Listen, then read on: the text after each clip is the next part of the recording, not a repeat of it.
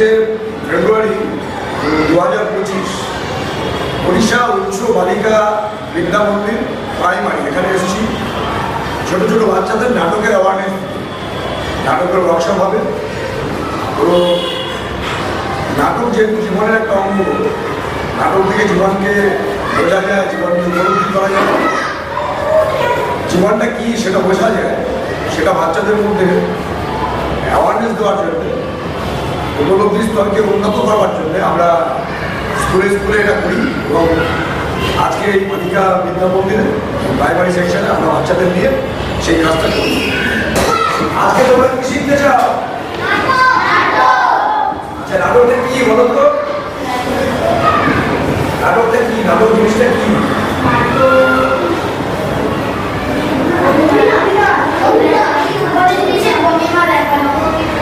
ভূমিকা দেখানো।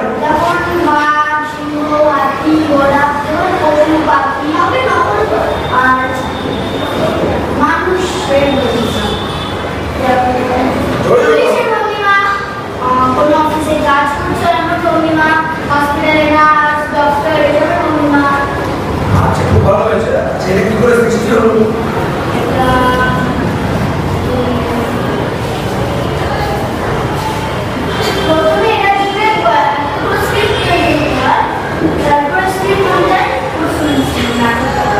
আচ্ছা, ঠিক আছে। এটা মানুষ কি করে বুঝলো যে এটা করা যায়, এটা করতে হবে? আমি বলি, সুন্দর মানুষ পৃথিবীর সবচেয়ে উন্নত প্রাণী তো, তাই তো? আমরা জানি এটা। সমস্ত পশু পাখি যত আছে, প্রাণী সমাজ, তার মানুষ সবচেয়ে উন্নত প্রাণী। তো মানুষ যখন বুঝলো যে এই যে প্রকৃতি বোঝো, প্রকৃতি মানে কি? এই চারপাশে যত কিছু আছে, এর যে সৌন্দর্য, এগুলো সুন্দর তো। যেমন সমুদ্রের ঢেউ সুন্দর, গাছের ফুল সুন্দর, গাছের পাতা সুন্দর।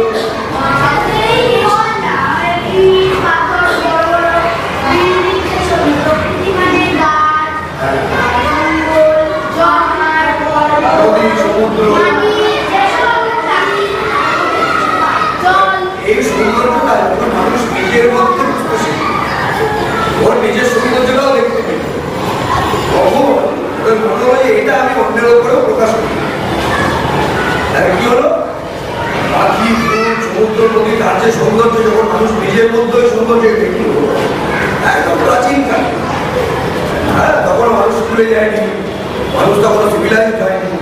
সেই সময় তারা ঠিক করবো যে আমি যখন এটা বুঝতে পারছি না, অন্যকেও বোঝাতে হবে।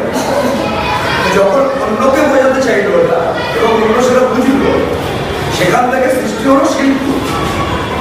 শিল্পটা কি? শিল্প জিনিসটা কি? যেমন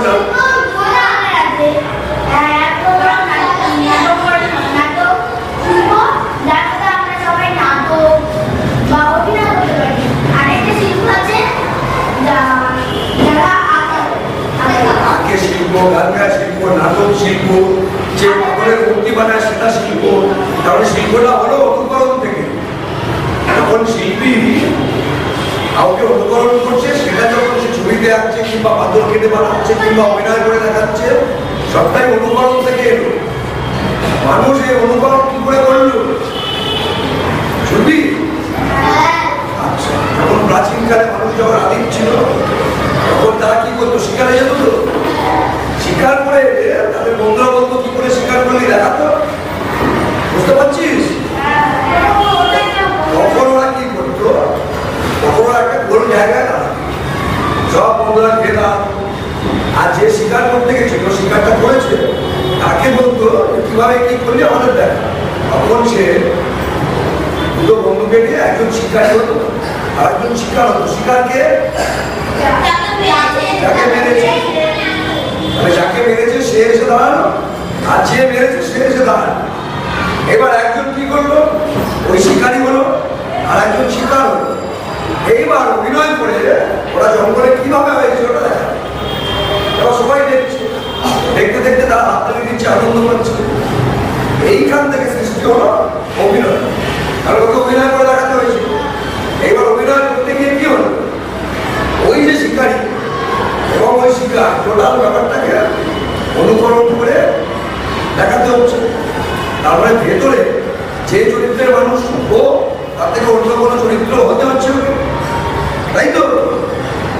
করে বল হ্যাঁ, বুঝেছিস তো?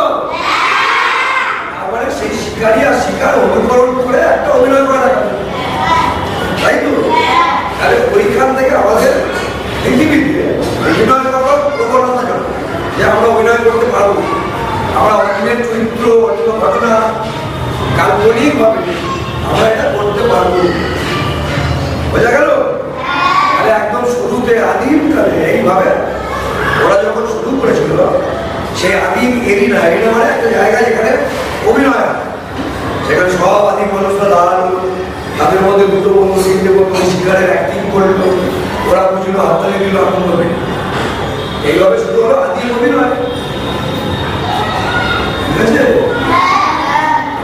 আরেকটা গল্প আছে, এটা এলো বলা, এই যে আমরা নাটক করি, এই যে কালীপুর এরা নাটক করে তো, জনগণের সামনে যায় আর নাটক করে, জনগণ পয়সা দিয়ে টিকিট কাটে, দেখে আনন্দ পায়। এই যে নাটক, এই নাটক আদিতে কি করে আমাদের বিএড 5 প্রকার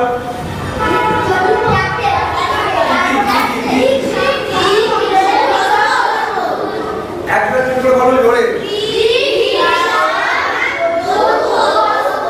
আচ্ছা, আমাদের 4টে বেদ তো, আর এই যে নাটক করি আমরা, ওটা হচ্ছে পঞ্চম বেদ। কি বেদ? ওনারা জানতে না তো? আমাদের বইতে কি লেখা আছে? ঋক, সাম, যজু, অথর্ব, চতুর্বেদ। 4টে বেদ তো, কিন্তু নাটক হচ্ছে পঞ্চম বেদ।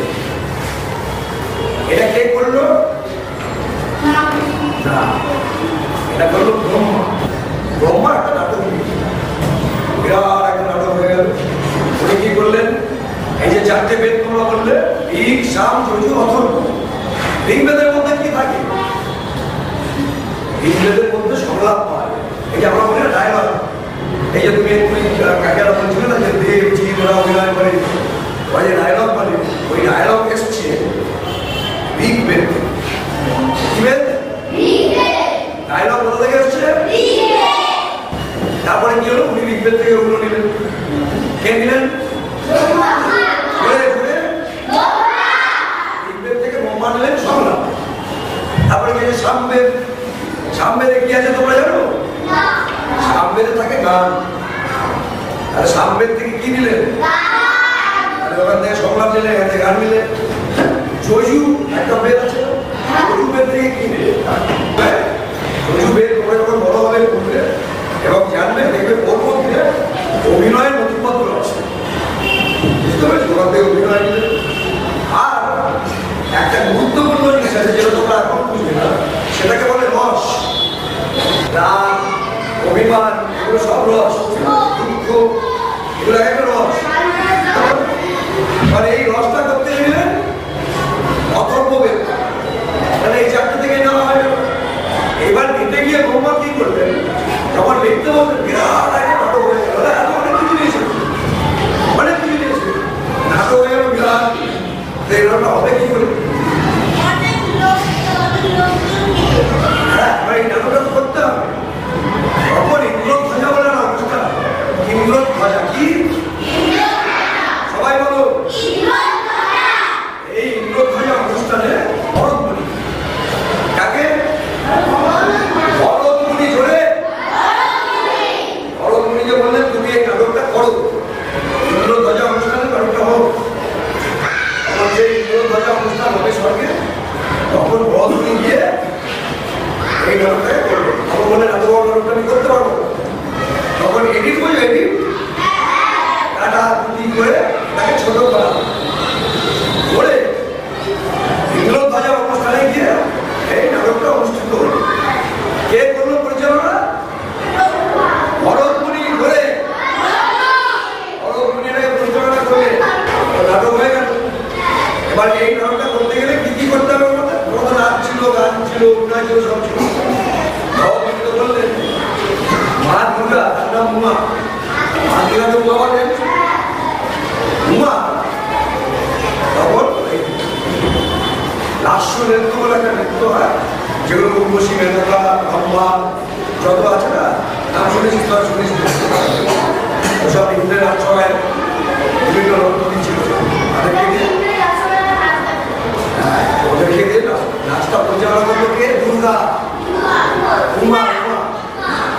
এবার নাটকে তাণ্ডব নৃত্য লাগবে, সেটা কে ডিরেকশন দিল? শিব ঠাকুর। তাণ্ডব এইসব করে ওইটা নাটক হলো। নাটকটার নাম জানতে ইচ্ছে হচ্ছে? নাটকের নাম হচ্ছে অমৃত মন্থন। নাটকের নাম কি? জোরে জোরে। এই অমৃত মন্থন নাটকটি সেই প্রাচীনকালে প্রথম নাটক হিসেবে আমাদের যে পঞ্চম বেদ নাটক, সেখানে এইটা নথিপত্র হিসেবে রয়েছে।